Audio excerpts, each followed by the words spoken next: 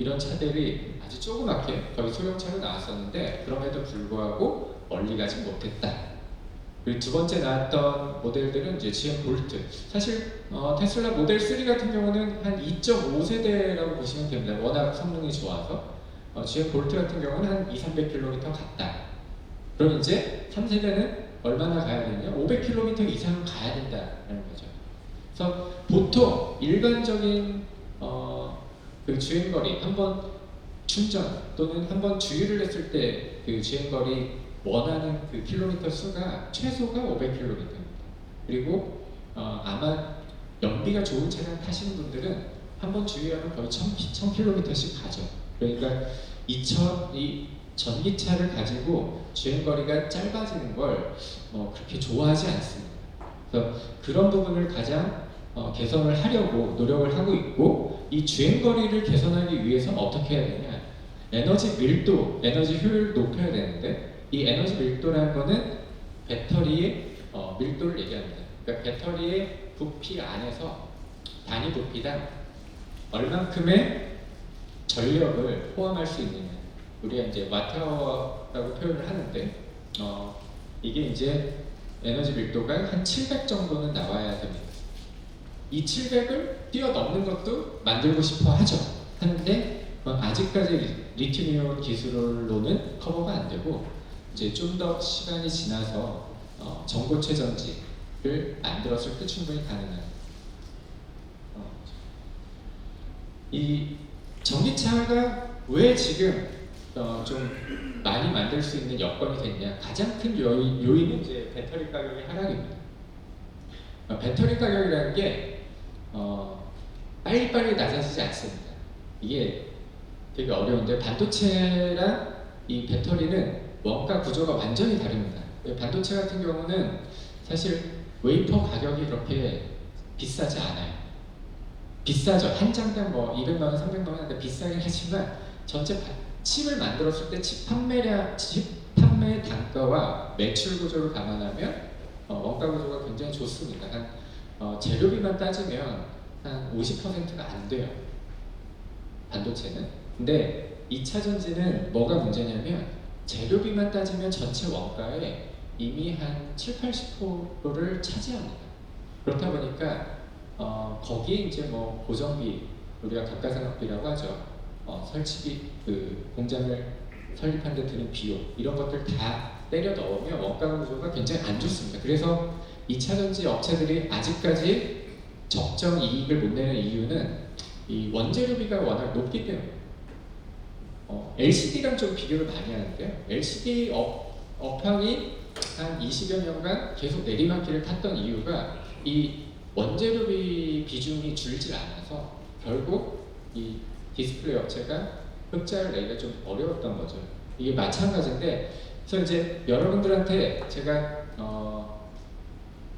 주식을 투자하는 데 있어서 2차 전지를 말씀을 드리면, 지금은 굉장히 장밋빛입니다. 앞으로 한 5년, 10년 성장률이 어마어마하기 때문에 장밋빛을 보고 투자하시겠지만, 시간이 지나면 지날수록 우리가 기업을 투자할 때 매출만 증가하면 처음엔 좋죠. 뭐 아마존은 처음 매출이 어마어마하게 증가하니까 이제 주가가 올랐죠. 그렇지만 어느 순간부터는 이익을 내야 됩니다. 그렇기 때문에 이익을 낼 수 있느냐 없느냐에 따라서 2차 전지 주가는 더 오르거나 아니면 그때부터 꺾일 겁니다. 근데 그 시점을 언제로 보느냐, 한 2023년부터는 이익을 팍팍 내줘야 돼요. 근데 지금 아직까지는 그 이익 내는 수준 자체가 굉장히 낮다라는 게 문제점이죠. 이 이익을 내야 되는 거는 기업의 영속성도 문제가 있습니다. 이익을 내줘야 그걸 가지고 재투자를 하기 때문에 좀 문제가 되어 있고, 여기서 배터리 가격을 보시면 원래 거의 한 800달러 했던 게 거의 10년 만에 지금 130달러, 140달러 정도 됐습니다. 그러니까 가격이 이만큼 떨어지기 시작하니까 전기차를 만들 수 있다, 이 얘기가 되는 거고요. 이제 소재 발달 그리고 규모의 경제가 나타나니까 어느 정도 배터리 가격이 확 떨어지는 겁니다. 근데 이 테슬라는 이 가격 빠지는 속도를 더 빠르게 내다보고 있습니다. 그건 뒤에서 말씀드릴 텐데, 그렇다 보니까 2차 전지 업체들이 약간 부담이 생기고 있습니다. 가격을 얼마나 빠른 속도로 하락을 시켜야 되는지에 대해서. 지금 이제 유럽 국가 같은 경우들은 2030년 정도 되면은 거의 내연기관 차량이 금지됩니다. 그러니까 볼보 같이 굉장히 전통이 있는 그런 내연기관 차량 업체들도 이제 전기차 시대를 외치고 있고, 뭐 BMW, 벤츠 같은 워낙 엔진에 일가견이 있는 럭셔리카 업체들도 이제는 전기차를 안 할 수가 없습니다. 그래서 이걸 어기게 되면 어마어마한 벌금이 나오기 때문에 2030년부터는 거의 내연기관 차량이 없어진다고 보셔야겠죠. 그 다음에 충전 이슈가 있다고 했죠. 충전 이슈. 근데 그렇게 걱정 안 하셔도 될 것 같습니다. 왜냐하면 지금 현대차에서 급속 충전 이번에 아이오닉 5 나온 거 보면 350kW급인데 이 킬로와트는 전력 양을 얘기합니다. 그래서 전력 파워를 높이면 높일수록 이게 빨리 충전이 되는데, 원리는 이 파이프를 설명을 드리면 물의 흐르는 그 스피드와 그 다음에 파이프의 사이즈, 굵기, 이걸 둘 다 높여주면은 전력량이 올라간다고 보시면 됩니다. 그래서 보통 여러분들이 집에 쓰시는 가전 있죠? 가전에서 코드의 전선의 굵기를 보시면 이 전자제품이 얼마만큼의 전력을 쓰는지 대충 감이 오실 거예요. 얇으면 전기를 별로 안 쓰는 거고요. 굵으면 전기를 많이 쓰는 겁니다. 그래서 아마 전자레인지 같은 거 코드 굵기 보시면 되게 두껍습니다.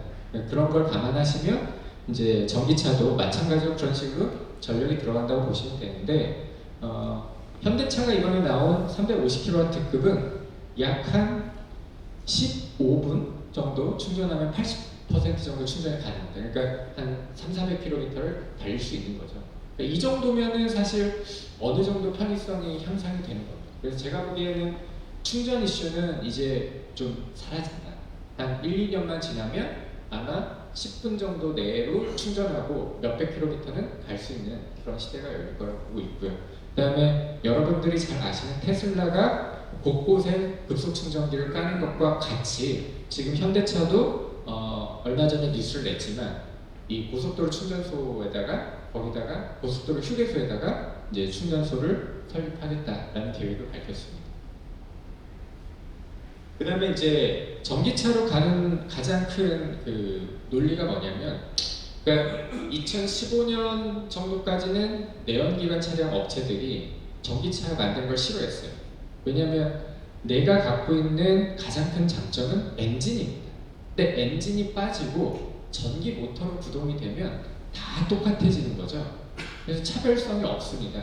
그래서 다들 싫어했는데, 이제는 뭐 아까 말씀드렸다시피 환경 이슈 때문에 대세가 되다 보니까 내연기관 차량 업체들이 이 플랫폼을 만들기 시작했습니다. 플랫폼이 뭐냐면 이런 식으로 이제 어느 정도 왁구를 짜고 밑에 배터리를 넣게 되고, 마찬가지 현대차도 이런 식으로 배터리를 아래쪽에 탑재하는 식으로 갑니다. 그럼 이게 왜 좋냐? 여기 보시면 공용 플랫폼을 활용하면 여러 차종에 비슷하게 똑같이 만들어서 합니다. 여러분들도 아시겠지만 예를 들어서 현대차가 2.0 엔진을 만들면 그걸 소나타에도 쓰고 아반떼 상위급에도 쓰고 공용으로 쓰잖아요, 엔진을. 마찬가지로 이 플랫폼을 만들어서 여러 차종에 나눠서 쓰겠다는 겁니다. 그래서 보시면 폭스바겐 같은 경우는 뭐 미니버스라든지 아니면 외건이라든지 똑같은 플랫폼을 가지고 여러 모양의 차종을 만든다라는 게 얘네 생각이고, 2025년까지 약 80종의 전기차를 내놓으려고 하고 있습니다. 르노나 이제 BMW 역시 마찬가지의 얘기가 되어 있고요. 똑같은 방향성으로 지금 가고 있고, 한 플랫폼을 한 서너 개 만들어서 이제 고가, 중가, 저가 이런 식으로 플랫폼을 만들어서 전기차를 다양화하겠다는 얘기죠. GM도 마찬가지, 볼보도 마찬가지. 자, 그러면 전기차가 또 하나 왜 필요한지를 설명드리겠습니다. 이제 조금만 지나면 아마 제가 봤을 때는 기술적으로는 2025년 정도인데 아마 규제나 법률적인 이슈까지 다 합쳐서 보면 2030년 정도 되면 자율주행차들이 다니기 시작할 겁니다. 이 자율주행차를 개발하기 위해서 지금은 사실 도로에 다니는 자율주행차 개발하는 걸 보시면 차량 지붕에 여러 가지 센서를 달아서 돌리죠. 라이다 센서나 카메라나 이런 것들 많이 답니다. 하지만 그렇게 할 수는 없어요. 그렇게 할 수는 없고 또 지금은 이제 내연기관 엔진을 쓴 차량에다가 얹어서 지금 시험 주행을 하고 있지만 궁극적으로는 결국 전기차 플랫폼으로 자율주행차를 개발해야 되는 게 맞습니다. 왜냐하면 지금 전기차가 내연기관에 비해서는 에너지 효율적이고 그 다음에 플랫폼 구조가 단순하기 때문에 소프트웨어나 하드웨어적으로 이걸 제어하기 쉽다라는 게 일반적인 얘기입니다. 그래서 보시면 아시겠지만 이제 전기차와 자율주행차가 합쳐지면 뭐가 되죠? 테슬라나 우버 이런 데서 얘기하는 로보택시가 되는 겁니다. 그러니까 앞으로 플랫폼 업체들이 로보택시를 도입해서 이제 여러분들 모시고 이동을 했다가 또 다른 데 가고 이런 식의 플랫폼이 될 텐데 그러기 위해서는 전기차와 자율주행차가 합쳐져야 된다는 거죠. 그리고 내연기관 차하고 이제 전기차 이 차이를 보면 부품수 차이가 굉장히 크게 납니다. 그래서 앞서 말씀드렸지만 복잡한 하드웨어를 제어하기에는 내연기관이 좀 불편합니다.